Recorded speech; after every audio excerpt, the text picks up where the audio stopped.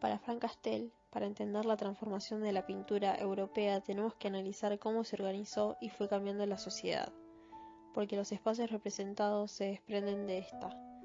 Lo que lleva a elegir para un artista un tema, un mundo, una dimensión de la realidad siempre es el cambio de una sociedad y los parámetros culturales. El surgimiento del movimiento neoclásico fue marcado por el contexto de una época marcada por las revoluciones sociales, donde la más significativa fue la Revolución Francesa en 1789. Este fuerte contexto social fue representativo en las pinturas, porque se representaban a los héroes dispuestos a dar la vida en esas revoluciones de finales del siglo XVIII. Pero también los artistas vuelven la vista estética a épocas pasadas como la grecolatina, donde hay una exaltación hacia esos héroes clásicos. Por lo tanto, hay un fuerte contraste con el movimiento anterior, el barroco, que fue el estilo artístico que más fuertemente defendió y expresó el dogma religioso. La pintura anterior al neoclásico, desde finales de la Edad Media con el Renacimiento, Manierismo y Barroco, viene en un modo de representación tradicional llamado escenográfico, que tiene tres pilares: la mimesis, la referencialidad y la condición de la ilusión óptica. Este se articula en principios geométricos y matemáticos para la perspectiva, la relación de la luz y la posición de los objetos, el punto de vista y el recurso del claroscuro. Si bien en la pintura los temas que trabajan los artistas no tienen mucha variación en estos movimientos, lo que sí va a ir cambiando es el enfoque del punto de vista. Ya no es central dando un resultado estático, sino que se vuelve más dinámico. Empiezan diferentes angulaciones, va cambiando la luz. Por ejemplo, obras en el Renacimiento, la luz era pasiva y con función descriptiva. Y con Caravaggio en el Barroco, la luz tiene función dramática, además de diferentes angulaciones. Después del neoclásico, esta representación escenográfica que menciona Frank Castell va a empezar a hacer crisis. Recordemos que estos movimientos, si bien tienen un orden histórico, se fue dando simultáneamente. Hubo una convivencia dialéctica donde no terminó uno para que comience el otro. Aparece el romanticismo, bajo un contexto de decepción ante el fracaso de esa primera revolución social europea, pero al mismo tiempo con el surgimiento de ideologías sociales que van a dominar todo el siglo XIX, provocando que sustituya el desarrollo de un tema central basado en un héroe por el desarrollo de pequeños episodios muchas veces íntimos. Este movimiento va más allá de los límites de lo bello como construcción de lo ideal y de lo que busca. Es expresar lo no normado, lo que está por fuera de los estándares. La figura humana empieza a tener un deterioro físico, cosas típicas de la experiencia de la vida hacia la muerte. Hay mucho erotismo. La representación tradicional escénica cada vez está más en crisis. Obviamente crisis desde el punto de vista de la llegada de un cambio. Con el realismo se termina de romper la estática configuración de la belleza representado por tanto tiempo. Se rechaza lo exótico y siguen los temas cada vez más fuertemente impulsados por la vida cotidiana, el día a día, la rutina, el trabajo. El arte es un espacio de lucha y resistencia donde la realidad se expresa a través de la sátira y la crítica social y política, denunciando las injusticias sociales, comprometiéndose con las clases bajas y los movimientos políticos.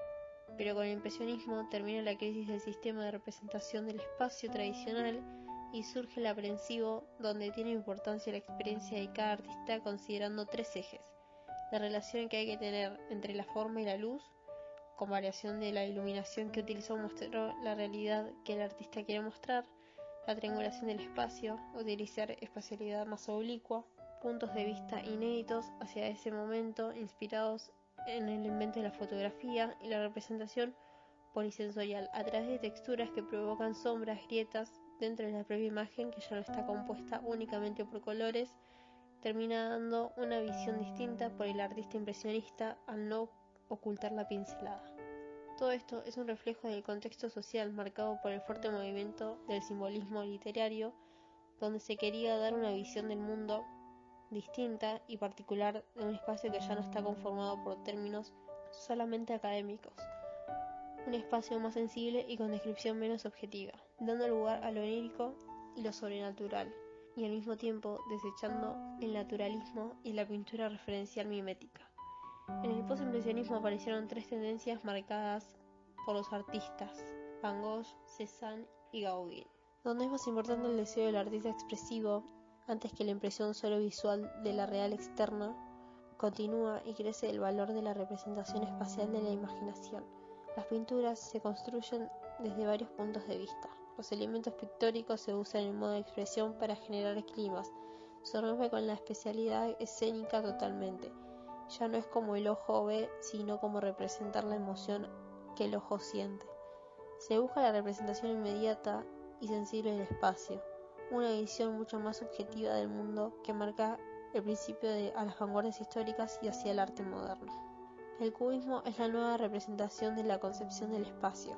Los temas continúan, pero se rompe la especialidad con una cuarta dimensión, por lo tanto una ruptura definitiva con la pintura tradicional, desarrollando formas que exageran y yuxtapuestas vistas de diferentes puntos de vista. Generan una vista múltiple, donde se representan todas las partes de un mismo objeto de un mismo plano. Por ejemplo, en la cara de una mujer ya no existe un punto de vista único, no hay sensación de profundidad con la figura a fondo. Se eliminan los colores del impresionismo y aparecen colores apagados.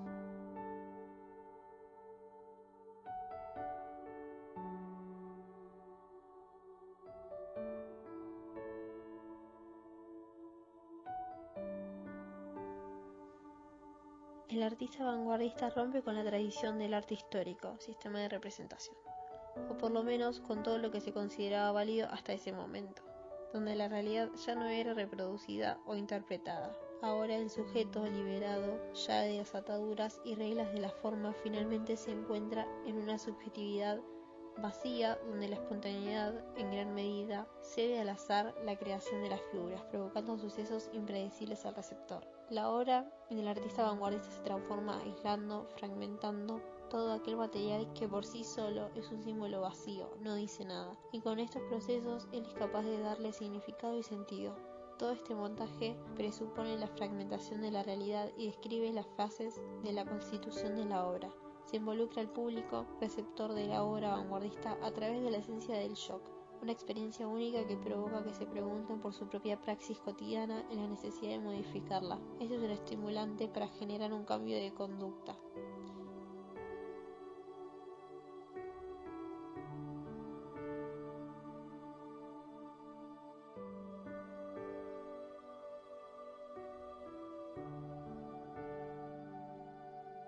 El dadaísmo desafió las normas sociales y estéticas del momento. En el caso de la obra La Fuente, durante un tiempo no era considerada una obra de arte por ser un objeto ya existente que se utilizaba en el uso diario, pero al darle un uso y un significado diferente terminó siendo admitido como obra e incluida en el movimiento del dadaísmo. El constructivismo nacido en Rusia llevó el arte al pueblo. Desde la Edad Media el arte era disfrutado por la aristocracia, pero este momento se centra en el ámbito creativo y experimenta con la geometría de las formas. Es un movimiento que está muy influenciado por la política.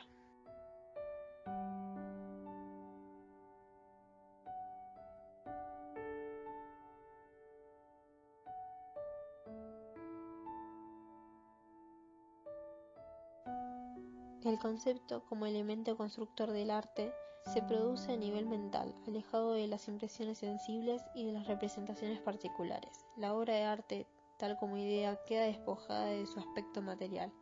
La ejecución, por lo tanto, solo es relevante como un medio que permite al espectador el conocimiento perceptivo de la misma.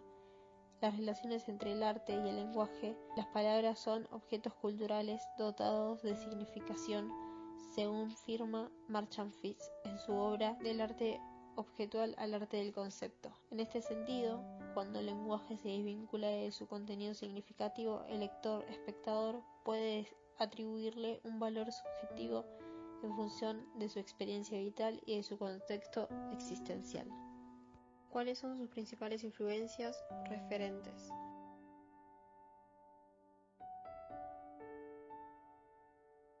¿Qué relación establece entre artista, obra y público?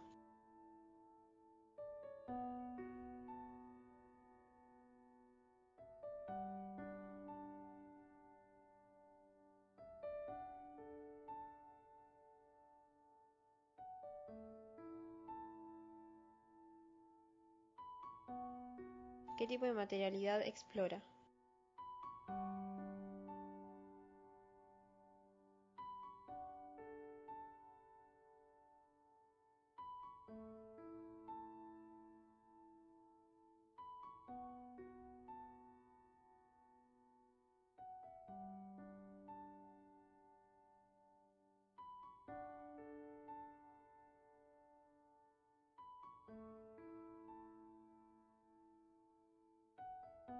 ¿Qué vínculo propone con el espectador?